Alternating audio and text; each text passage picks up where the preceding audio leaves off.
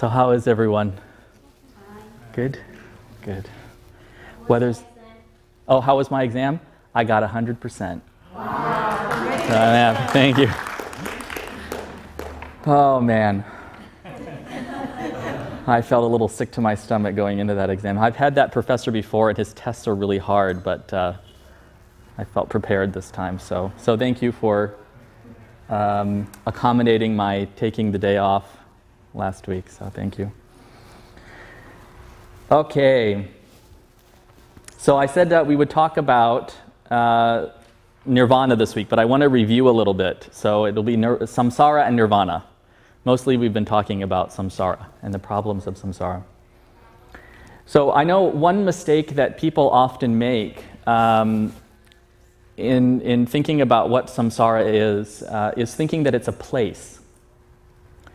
So first of all, what is the word for samsara in Vietnamese? Yeah, okay. So people often think that samsara is a location. And it's this location, this place, this world in which we live. In fact, I've seen it translated as the world of suffering or the realm of suffering. But that's not really correct. It isn't a location, it's a state of being. Right? So, samsara, we experience samsara, this state of suffering, when the mind grasps at and clings to impermanent things, thinking that this is the way to genuine happiness. This is the way to overcome suffering. And so we, in fact, cause our suffering. That is the state of samsara. It's like that analogy I used a few weeks ago. The man on the hot day enjoying the warm or the cool breeze, and he's grasping at the wind. And he wants to hold on to it and put it in his pocket and keep it. Crazy, right? You can't do that. That's what we do all the time. We're constantly grasping at the wind and trying to hold on to it. And then trying to suck happiness out of whatever we think we can hold on to. And it never works. So, as I always say, we get what we want, and then we lose it, and so we suffer. We get what we want, and it makes us happy for a while, but then its ability to give us happiness wears off. And so we're dissatisfied. We have to go look for something else. Or we spend our whole lives chasing after what we want, and we never get it. And so we suffer. Or we're forced to face things that we don't want, and we suffer. So there's this underlying, the Buddha said that there's this underlying, all-pervasive dissatisfaction. Suffering is kind of a strong word, right? But there's this underlying dissatisfaction that characterizes our existence as ignorant, sentient beings.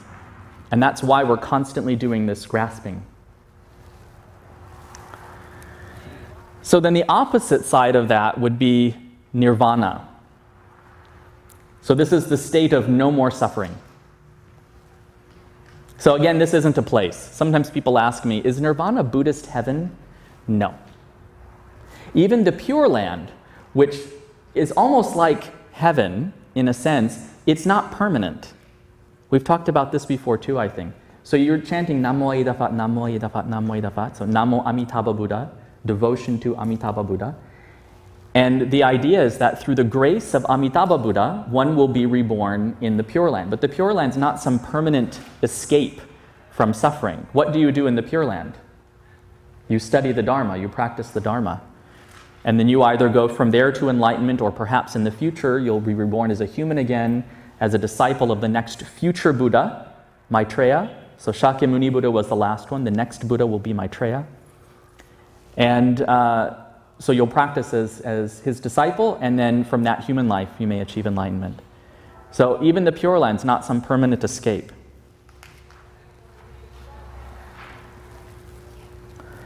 So nirvana is when the mind stops grasping and clinging, when the roots of the afflictive emotions, such as anger, are no longer present. You know how often if you weed your garden, you pull weeds in the yard or you weed your garden, the roots are still underground and so the weed just comes right back? So a lot of people, they're pretty good at keeping anger in check. or you don't think of them as the kind of person who could get angry. But unless they're enlightened, the roots of anger are still there. It's still possible. So this is what we mean. When even the possibility of giving rise to anger, greed, jealousy, and so on, when that is completely gone, really completely gone, that's part of what it means to be in nirvana. So when there is no more attachment and aversion, so ignorance is gone, and that means the grasping and pushing away, that the constant activity that we engage in, trying to find bits of happiness and avoid the bits of suffering we experience, when that is gone. When the mind no longer relies on anything impermanent for its happiness, right? This is just another way of saying the same thing.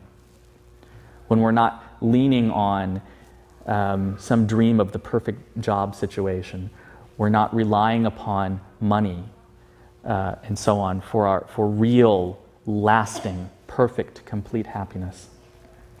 And when the mind is pure, calm, and peaceful. These are words used to describe nirvana itself. Nirvana is a state of being calm and peaceful. I think I've used this analogy in the past. A clear as glass, still crystal mountain lake. When the mind is in this state, that is nirvana. So in other words, it's the complete end of ignorance. When we've completely gotten rid of ignorance, that is nirvana. Well, actually, there are different schools.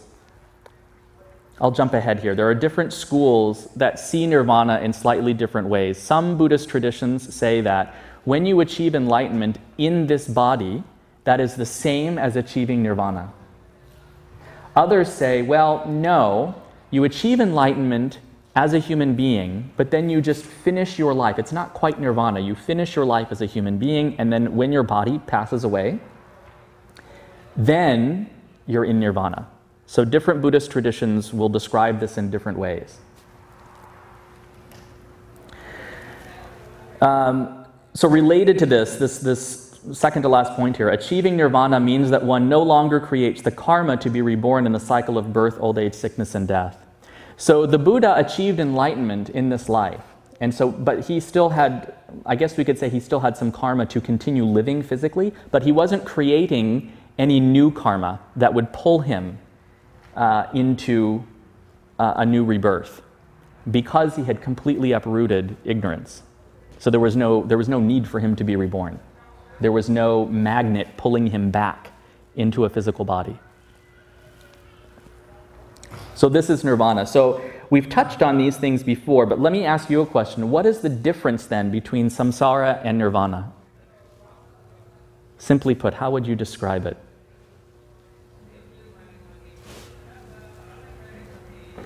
Attached to impermanent things which make us suffer. Right, that's samsara.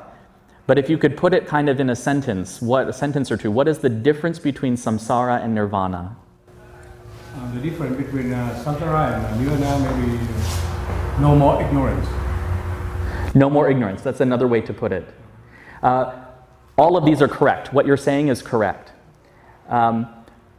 Maybe I didn't word this question very well. What I'm really trying to elicit is the understanding that the difference between samsara and nirvana is here. The difference between samsara and nirvana is our perception. Right. That's the difference between samsara and nirvana, really. It's just our perception. So this is a question that sometimes comes up. So does an enlightened being, did the Buddha, Shakyamuni Buddha, after his enlightenment, when he was looking at houses and trees and mountains and rivers, what did he see? Was his physical vision somehow different? When he touched things, what did he experience? He experienced exactly what we do.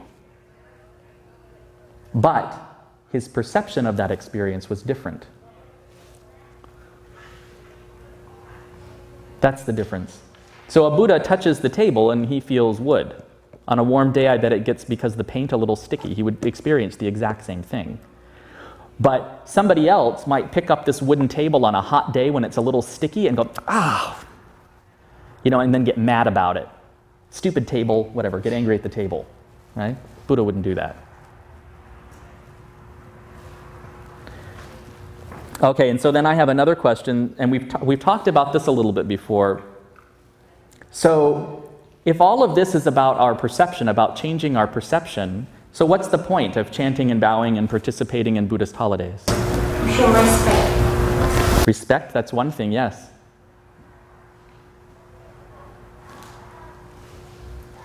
So we're showing respect to the Buddha. Sometimes people think with all the bowing that we do at Buddhist temples that we're worshiping Buddha. I don't use that word. Some Buddhist groups do. I don't use that word worship. We're showing respect to the Buddha because he went before us. He achieved enlightenment, and then he did all the hard work of teaching the Dharma so that we could learn it today. Why else? The purpose of chanting is to learn or to remind ourselves what the Buddha has taught and to learn about the Dharma.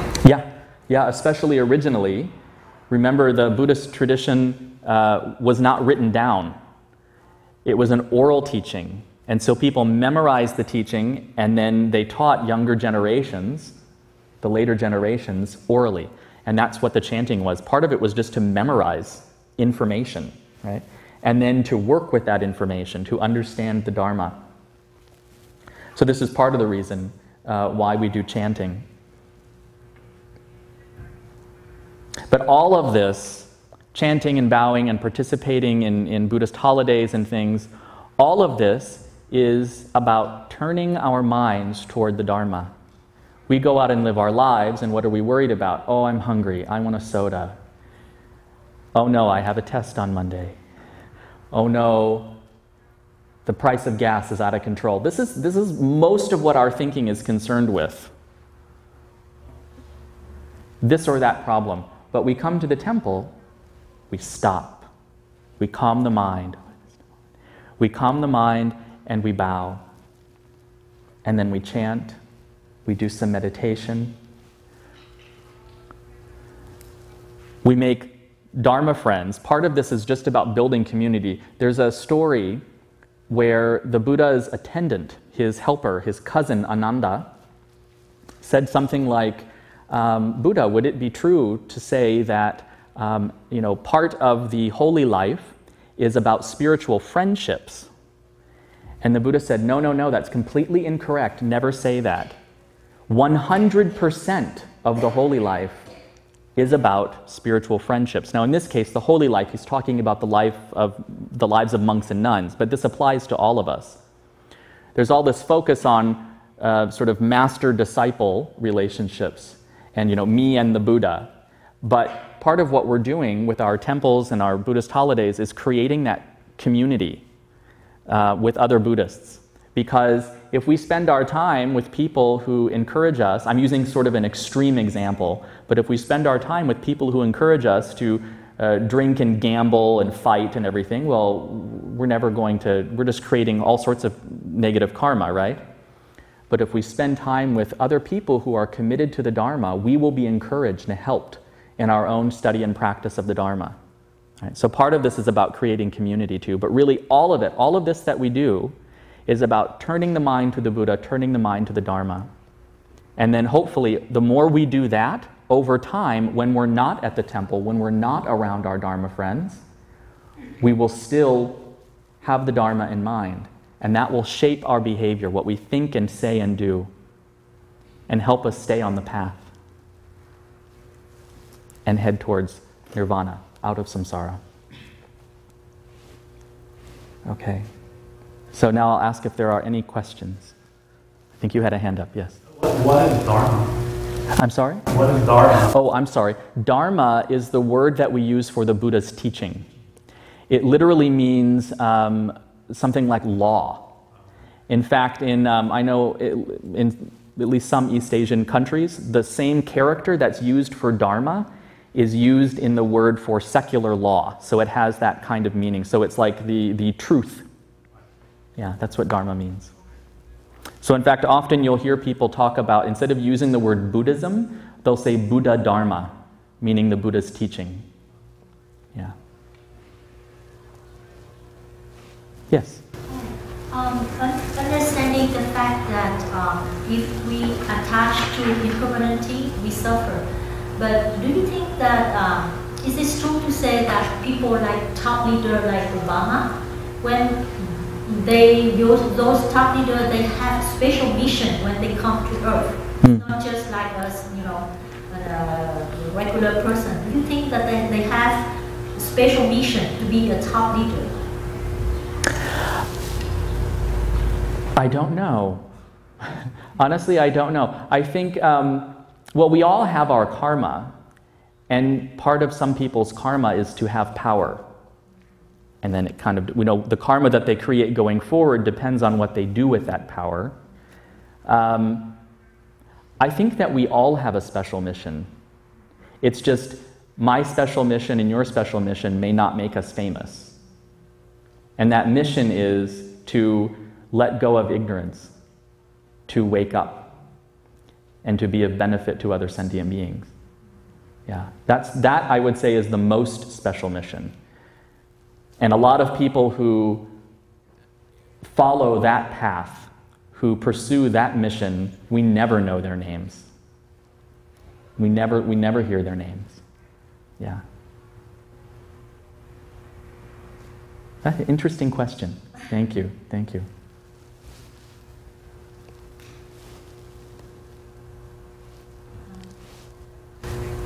I have a question, but I don't know how to put it in the sentence. Okay. I've been wondering for the last 2 days. Like I said, before the human beings appeared on the earth, before that there were no human beings. Mm-hmm. So what made that world just have other life but human beings? What caused them, what kind of karma that caused them just, why it's a certain period that the human beings starting living in the earth, but not before. So what caused the karma for there to be a planet, this planet with life on it, but not human life, and then what karma brought human life here? Yes. Okay. Well, so we have the karma to be reborn in different realms of existence, right? Hell beings, hungry ghosts, animals, human beings, and then there are the lower gods and the higher gods, right? These are all mortal beings who are born and die and are reborn again.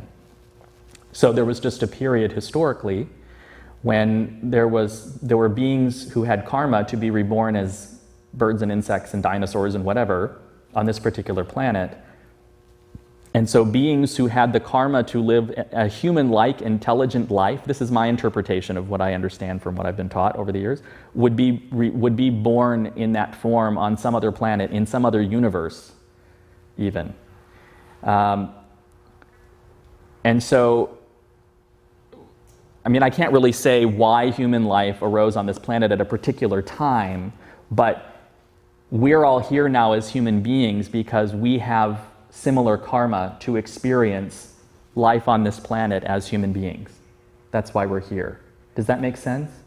Like, I can't tell you historically what was the karma for no human life before and then human life later.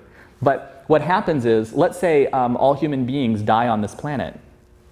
This is a question. What happens if human life disappears? Well, we would just be reborn in some other form somewhere else.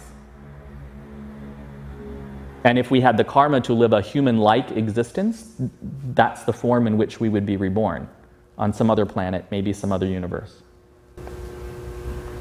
Do you think that being reborn in the human being's form,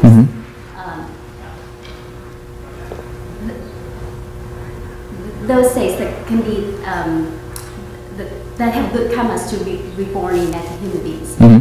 But as of the population is keep going up, how do we explain that?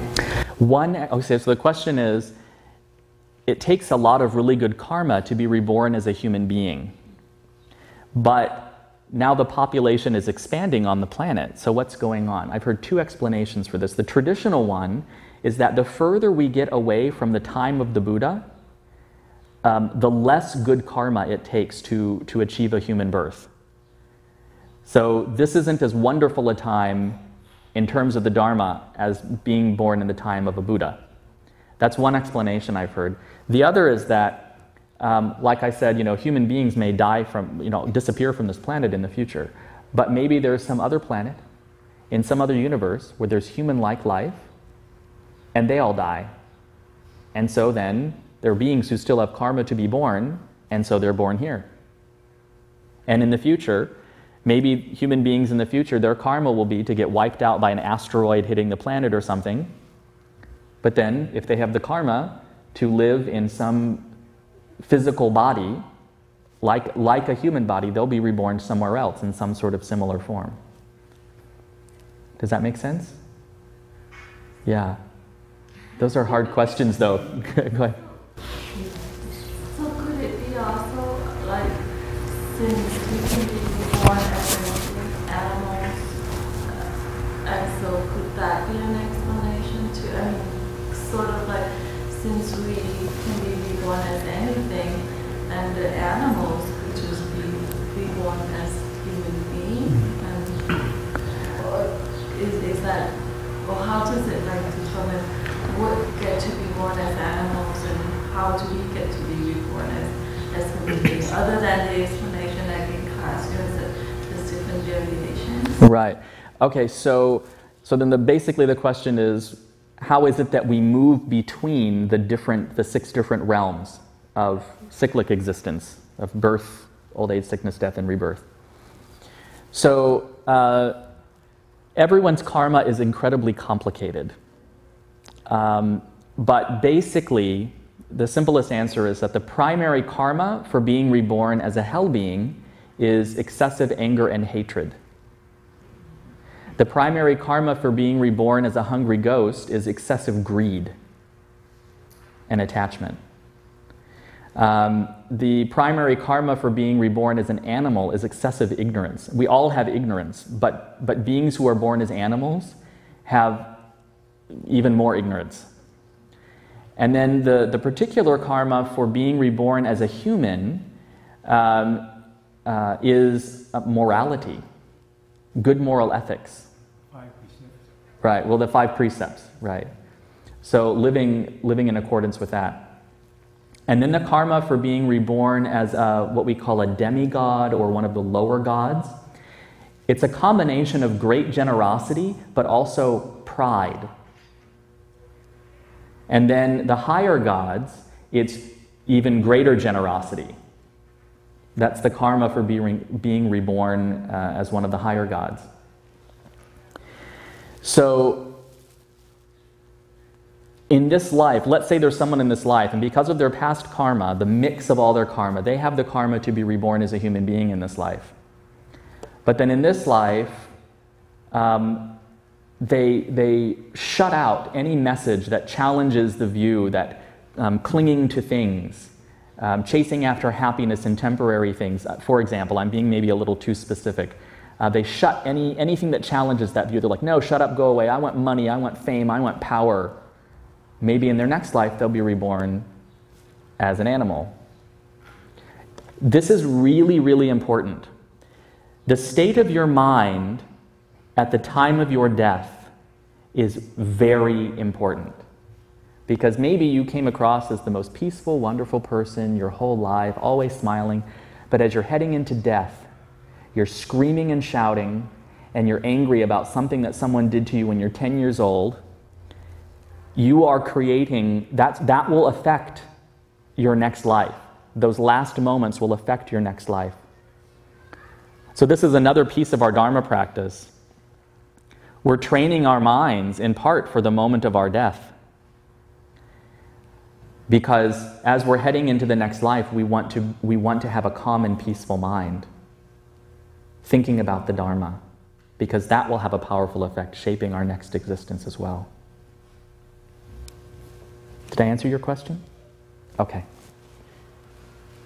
Yes? I heard my mom said that the person, when they die, when they were like in the middle, when they die, Yeah. you can tell where that person heading to the next life. kind of like my mom said, on the head it's just warm, Mm-hmm. and the rest of the body is like cold, and that doesn't get to like the God kind of level.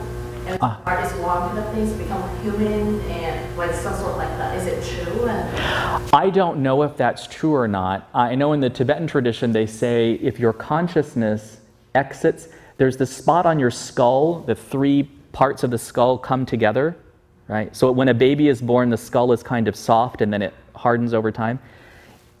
If that opens and your consciousness exits through the top of your head, that's supposed to be very, very good. But if it leaves through your nose or your ear or your mouth or something, it's not so good. And so as someone's preparing to die, it's best if you, instead of holding their hand or something, as they're losing consciousness, you touch the very top of their head, you just sort of rub this spot on their head, because it attracts their attention there, even if they don't seem to be aware, and then hopefully their consciousness will leave that way. That's what Tibetans say. There are probably different Buddhist traditions around the world that have different teachings on that, but I've heard things similar to that. Whether it's true or not, I don't know. I'll tell you, when I'm ready to die, I'll take notes.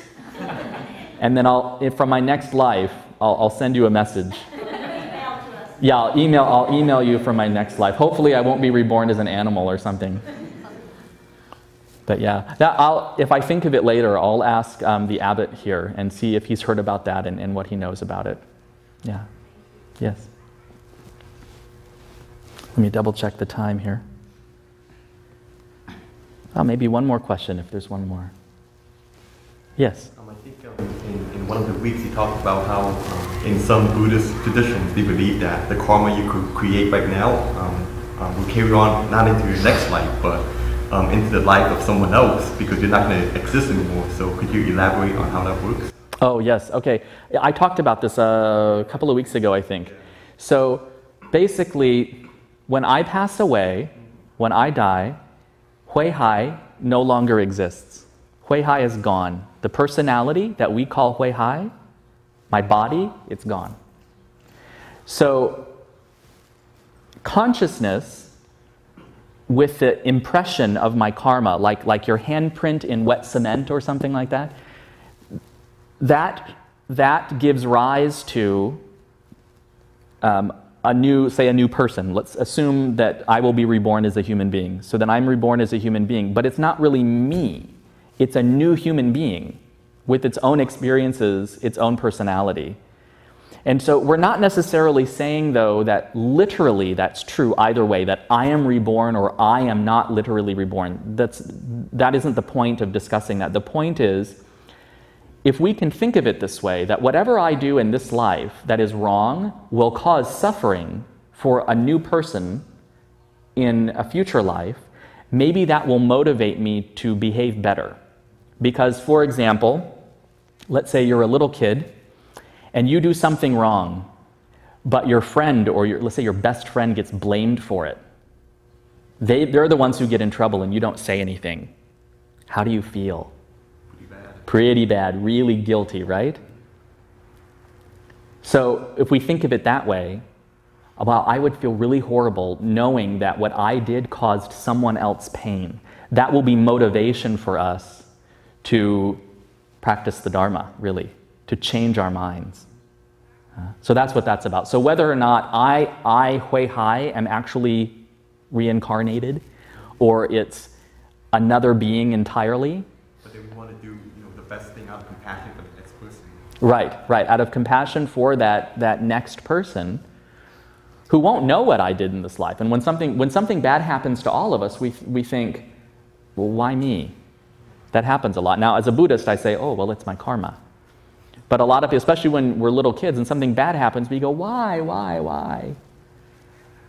And it's probably because of karma from a previous life.